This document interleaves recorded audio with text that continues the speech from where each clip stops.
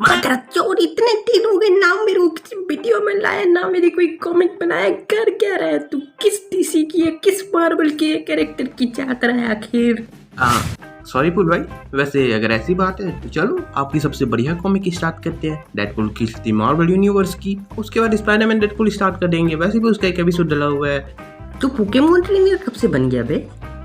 पुल भाई इस पॉइंट पर फिर कभी बात करेंगे। वैसे ये जो है ये कैरेक्टर एक कॉस्मिक वर्ड्स का कैरेक्टर है, पुल 3 कॉस्मिक में भी आ जाता है। Well let's begin. Why and how Deadpool killed the whole Marvel fucking universe. बजाओ।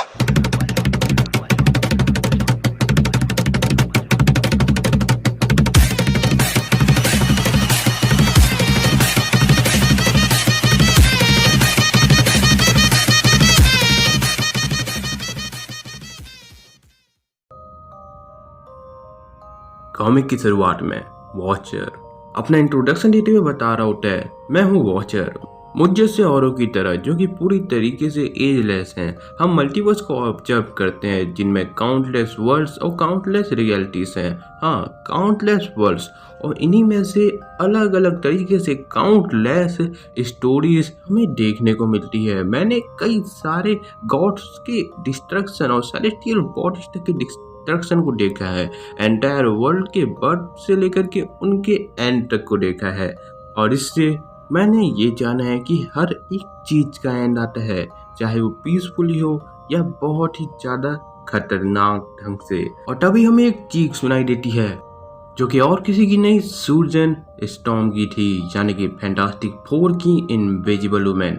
हम देखते हैं कि मिस्टर फैंटास्टिक बहुत ही बुरी हालत में उसके पूरे बॉडी के मॉलिक्यूल पूरे कमरे में फैले हुए थे, और एक अजीब गरीब तरीके के गैस के कारण ये हुआ था उसके साथ। और सुजन कह रही होती है, ओह गॉड, तुम मर नहीं सकते, इस तरह तो बिल्कुल नहीं, और ना ही मैं तुम्हें मरने दूंगी। तब रीड बड़ी मुश्किल से कह रहा होता है, नहीं सुजन, अब बहुत ही ज्यादा देर हो चुकी है, तुम मेरी बारे में चिंता मत करो, तुम जाओ, तुम यहाँ से भाग जाओ और बाकियों को वार्न करो। तब वॉचर कहता है, witness beginning of the end का फैंटास्टिक 4 जिसने इस वर्ल्ड को सुपर हीरोज की एज दी, अब वही सबसे पहले होंगे जो गिरेंगे।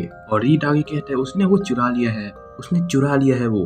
तब सुजन पूछती है, क्या है वो रीड, आखिर क्या चुरा लिया है, किसने किया ये सब? तब सुजन आगे कहती है, ओ रीड, सब कुछ डिस्ट्रॉय हो चुका है, अब कुछ भी नहीं बचा है, बैन भी अब पूरी तरीके से डस्ट बन चुका है। मैं तुम्हें इस तरीके से छोड़ नहीं सकती रीड, मैं तुम्हें, बच्चे कहाँ हैं आखिर? तब रीड कहता है, वो जा चुके हैं सू, मैंने उन्हें किसी तरीके से नेगेटिव जोन में भेज दिया, पर इससे पहले कि मैं कुछ कर सकता वो पोर्टल डिस्ट्रॉय हो चुका है, हम उन्हें वापस नहीं ला सकते।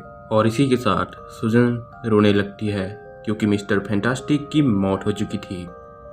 पर तभी एक ब्लास्ट की आवाज आती है और सुजन इनविजिबल होकर के उस तरफ जाने लगती है क्योंकि ये आवाज जॉनी की थी। और तब हम देखते हैं डेडपुल को जो कह रहा होता है, आखिरकार तूने बहुत ही ज्यादा गर्म दिमाग फाई दी मुझे। वैसे इसका पूरा क्रेडिट तुझे ही जाता है, किसी और को नहीं दूंगा मैं, क्योंकि जो तूने कमाल के बंस दिखाया, प्रूव कर दिया कि तू सच्चा ह्यूमन टॉर्च है। मजा आ गया मुझे, इतनी स्वीट राइड देने के लिए भी थैंक यू। पर तू जानता है वो आखिर क्या बोल रहे हैं ऑमलेट और एग्स के बारे में?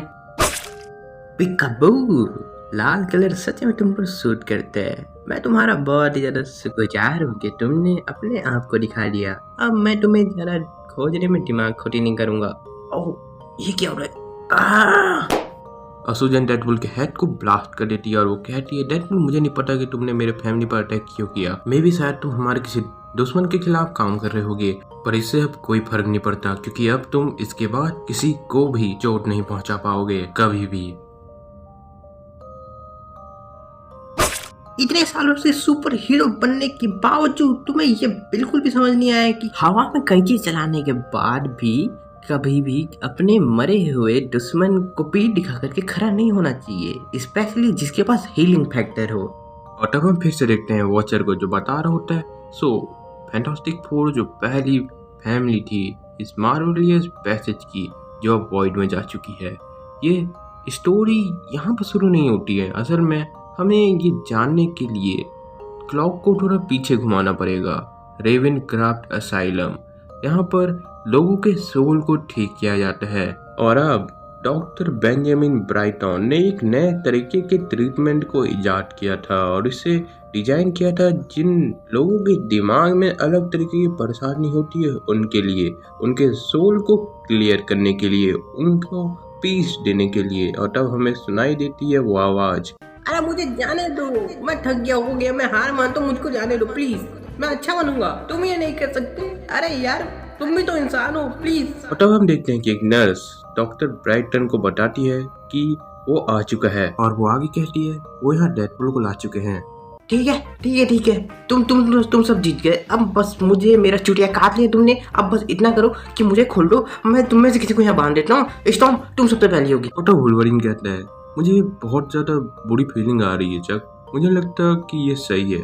मैं मानता हूँ डेडपूल को कंट्रोल करना काफी ज्यादा मुश्किल है, पर यहाँ पर उसे लाना ये बिल्कुल सही नहीं लग रहा मुझे। और तब चार्ल्स जेवियर कहते हैं वुल्वरीन हमने इस पर बात कर ली थी, वेद को मदद की जरूरत है और हम उसे प्रोवाइड नहीं कर सकते, तो हम किसी को ढूंढना होगा जो उसे यहाँ मिल सकता है। तब डॉक्टर ब्रैटन और चार्ल्स जेवियर के बीच पहली मुलाकात होती है जिसमें डॉक्टर ब्रैटन कहते हैं मैं जानता हूँ प्रोफेसर जेवियर मेरी टेक्नोलॉजी थोड़ी सी अलग है, लेकिन मैं यहाँ पर आराम से मिस्टर वेद के लिए एक सही ट्रीटमेंट तैयार कर दूंगा। और तब जेवियर कहते हैं मेरे मेथड हैं, लेकिन डॉक्टर ब्रैटन मैं जानता हूँ कि आप डेडपूल को एक यूनिक केस की तरह संभाल लेंगे। तुम लोगों ने मुझे बहुत परेशान कर दिया है, वो इंटेंशन हुआ या नहीं मैं नहीं जानता, लेकिन मुझे कुछ शादियाँ करनी है इस साल में, और हाँ मुझे कुछ बैंक्स भी लूटने हैं, ये संभाल के मुझे ये करना ही करना है, ये मेरे शेड्यूल में इस बार। और ये सब सुनने के बाद डॉक्टर ब्रैटन कहते हैं हाँ मैं समझ गया आपका क्या मतलब था, अब आप इसके बारे में चिंता ना करें। अरे सुन तो लो हमारी बात, मैं ये बोल रहा हूँ कि अगर तुमको यही खाना पीना करवा के यही पहनाना है तो तुम्हारा फ्यूचर जो है फैशन इंडस्ट्री में बिल्कुल ही घटिया होने वाला है। और तभी डेडपूल के दिमाग की एक दूसरी आवाज कहती है अरे यार डिनर की बात करना तो ठीक था, लेकिन अगर तू मीट लॉफ खा ही रहे तो उसे हम कैसे कह सकते हैं कि जब तू मीट लॉफ को पी रहे तो तू स्टार हो जाएगा ना। डेडपूल की दिमाग की एक दूसरी आवाज कहती है ना उसके बारे में बात मत कर, क्योंकि ऐसे भी काफी साफ ही है यार कपड़ा इसका। और तब डेडपूल आगे कहता है कम ऑन डॉग, तुम तो जानते हो ना इस बात पर तो हम दोनों राजी होंगे है ना कि मैं काफी ज्यादा घटिया दिख रहा हूँ इसमें, तुम ब्रिटुअली सच कहना जैसे कि जॉन रिवर्स कहते हैं। और तब डॉक्टर ब्राइटन कहते हैं हाँ मैं समझ गया कि तुम काफी ज्यादा झगड़ा किए हो इनके साथ, तुम्हारे कॉस्ट्यूम को लेकर के मिस्टर विल्सन, तुम दोनों जा सकते हो अब। ओके मिलते हैं फिर। और तब डॉक्टर ब्राइटन कहते हैं प्लीज मिस्टर विल्सन जरा बैठिए, चलिए हम एक दूसरे को जानते हैं। तभी डेडपूल की मन की आवाज कहती है आई थिंक को हमारा बेस्ट ही बनना चाहता है। तब डेडपूल कहता है तुम्हारा मतलब है कि तुम मुझे अपने चाइल्डहुड के बारे में बताओगे, मैं तुम्हें अपने चाइल्डहुड के बारे में बताऊंगा कि मैं कितना किच्चर था और मैं कितने लोगों की गान मारा था, वही ना।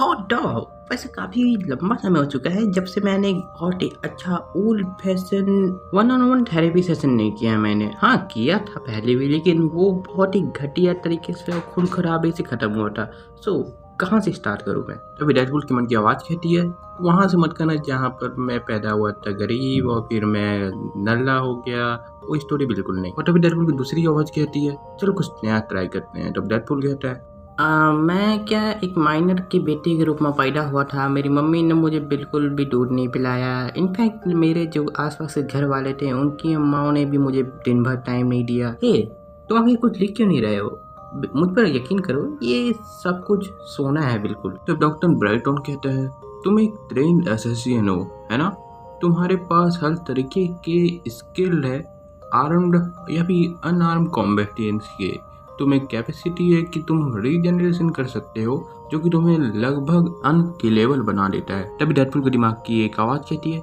ये अनकिलेबल वाली बात तो मुझे नहीं पता थी। तभी एक दूसरी आवाज़ कहती है वैसे तो हमारे काफ़ी सारे दोस्तों ने ट्राई किया है। डॉक देखो। तभी डॉक्टर ब्राइटन कहते हैं ना तुम देखो, ये तुम्हारी फोकस के ऊपर डिपेंड करता है, क्योंकि जो काम पर तुम्हारे दिमाग में जो कुछ भी चलता है इसका से तुम एक इनएफिशिएंट किलर बन जाते हो। और तुम्हें पता है मैं इसे ठीक नहीं कर सकता, पर जो काम डॉक्टर ब्राइटन नहीं कर सकता वो साइकोमैन कर सकता है। तब डेडपूल के ऐसा रूड बनने की कोई जरूरत नहीं है, मैं बहुत ज़्यादा अच्छा हूँ, मेरा दिमाग बिल्कुल सही चल रहा है। उसके दिमाग की आवाज़ कहती है तुम सच में एक इनएडिटिव किलर हो। और एक उसकी दूसरी आवाज़ कहती है हाँ और तुम बैड में भी काफ़ी ज़्यादा सेल्फिश हो। तब डॉक्टर ब्रैटन कहता है तुम और मैं मिल करके एक बहुत ही बड़ा काम करने वाले हैं डेडपूल। अनफॉर्चुनेटली मेरे गोल्स तुम्हारे दिमाग के साइकोलॉजिकल प्रॉब्लम्स को ठीक करने के बीच नहीं आते। सो चलो मेरे पुराने कंट्रोल बॉक्स को फायर करते हैं, क्या हम करें?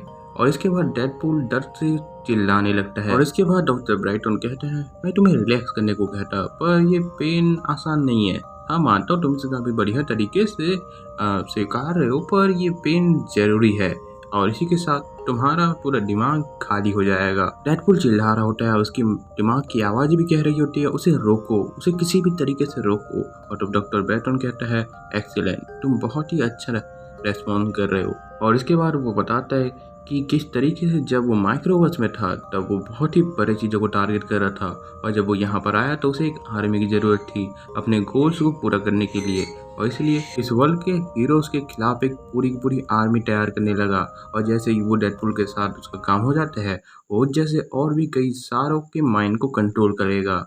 और तब डॉक्टर ब्रैटन कहता है मुझे ऐसा लग रहा है कि ये काम कर रहा है, मेरा कंट्रोल बहुत ऐसा बता रहा है कि तुमने अपने बैरियर्स तक को तोड़ दिया है, अब तुम पूरी तरीके से मेरे बनने वाले हो। और तब डेडपूल का माइंड की आवाज़ें कह रही होती है ये बहुत ज़्यादा दर्द कर रहा है, क्या आप प्लीज़ इसे रोको, मेरे दिमाग से बाहर निकलो। ऐसे आवाज़ें उसके दिमाग में गूंज रही होती हैं और तब डेडपूल भी चिल्लाता है बाहर निकलो, और इसी के साथ उसकी आवाज़ें पूरी तरीके से गायब हो जाती है। पर तब वहाँ एक नई आवाज़ आ जाती है जो उसे कहती है हेलो वेड। और तब डेडपूल कहता है हो गया डॉक, तुम्हें ना मेरा एक ओपिनियन लिख के रखना चाहिए इसके बाद से, क्योंकि अब बस मैं अपना वाला स्टार्ट कर रहा हूँ। और हाँ, तुम्हें अपने टीम को ये बहुत ही अच्छे से सिखाना चाहिए कि कैसे किसी को एक हग जैकेट में सिक्योर किया जाता है। तो डॉक्टर ब्रैटन कह रहा होता है नहीं रुको मेरी बात सुनो, और तभी साइकोमैन उसके दिमाग से बाहर आ जाता है और वो कहता है ओबे करो, अपने मास्टर की बात सुनो, ओबे करो साइकोमैन को। पर तभी डेडपूल के दिमाग की वो नई आवाज उससे कहती है तुमने उसकी बात सुनी, ओबे करो। तभी डेडपूल कहता है सॉरी डॉग, पर मुझे अभी भी तुमसे एक ज़रूरी काम है, मुझे तुम्हारी ज़रूरत है। ये क्या है कि एक रिलीज फॉर्म में और मुझे बिल्कुल क्लीन मेंटल हेल्थ की इस बिल पर तुम्हारा अप्रूवल चाहिए, और जो मुझे चाहिए वो सिर्फ इतना है कि मुझे स्टैम्प चाहिए। और इसके बाद डेडपूल साइकोमैन को उसी टेबल में मार मार करके पूरा पिचका देते हैं और तब उसके मन की एक दूसरी आवाज से कहती है गुड गुड। कौन? तुम जानते हो मैं कौन हूँ? मैं तुम्हारे लिए इंतजार कर रहा था, आखिर तुमने उनमें से एक को मार ही दिया, अब काम खत्म करो। तभी डेडपूल अपने फुल कॉस्ट्यूम में रेवेंसक्राफ्ट के कई सारे कैदियों के पास आ रहा है और वो सब डेडपूल से एक डील करने की बात करते हैं, पर डेडपूल की मन की आवाज़ नहीं बोल देती और डेडपूल कहता है नो डील्स, क्योंकि अब जो आगे आने वाला है उसे देखने के लिए तुम सब रहने वाले ही नहीं हो, क्योंकि मुझ पर यकीन करो अब जो आगे आने वाला है उसे तुम देखना बिल्कुल नहीं चाहोगे। और इसी के साथ डेडपूल रेवेंसक्राफ्ट असाइलम को फोड़ डालता है और डेडपूल फिर कह रहा होता है नॉट टू बी रूड, पर वो बाकी कहाँ गए, वो बाकी वॉइसेस? तब डेडपूल की नई वॉइस कहती है तुम्हें उनकी और ज़रूरत नहीं है, क्योंकि मैं ही तुम्हारे लिए काफ़ी हूँ और तुम्हें पता है मैं काफ़ी समय से भूखा था। तब वॉचर कहता है शायद किसी और वर्ल्ड में साइकोमैन सक्सेस हो जाता अपनी आर्मी बिल्ड करने में, हीरोज उनसे लड़ करके उन्हें हरा भी देते, पर साइकोमैन ने इस बार इस अर्थ पर कुछ ऐसा कर दिया जो पहले किसी भी रियलिटी में नहीं हुआ था।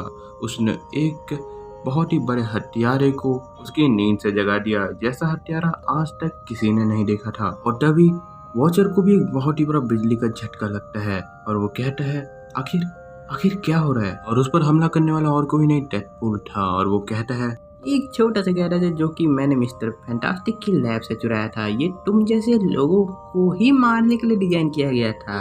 और हाँ, मैं मानता हूँ तुम्हारा इंटरगैलेक्टिक तट्टे को डॉक्टर रिचर्ड ने खोजने में काफ़ी ज़्यादा दिमाग खोटा किया था, लेकिन अब तो वो भी नहीं रहा। वॉचर कहता है पर मैं तो इंटरफेयर नहीं करता और तुम मुझे कैसे देख सकता हूँ? मैं चीज़ों को उस तरीके से देखता हूँ जिस तरीके से बाकी लोग नहीं देखते।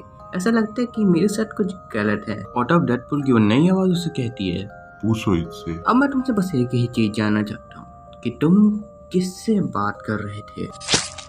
वेल, तो जो भी हो, जैसे भी हो, जहाँ भी हो, अब उनको मुझसे बचाने वाला शायद ही कोई होगा। अब वो जो देखने वाले हैं वो यही सोचेंगे क्यों आखिर मेरे पास ये आंखें हैं? उन्हें जानना है कि आगे क्या होने वाला है। वो देखने वाले हैं इस वर्ल्ड को जलते हुए। और तब हम देखते हैं कि डेडपूल ने वॉचर को मार दिया था, उसका सर उसके धड़ से अलग कर दिया था। और ये स्टोरी का पहला इशू यहीं पर खत्म होता है। वेल गाइस, अगर आपको ये वीडियो अच्छा लगा तो चैनल को सब्सक्राइब कर देना, इस वीडियो को लाइक कर देना, अपने सभी दोस्तों के साथ शेयर करना। और जैसे ही सब्सक्राइब करोगे बन जाओगे एक आर्मी का पार्ट, जिसको मैं कहता हूँ cosmic army. So subscribe and be a part of cosmic super heroes.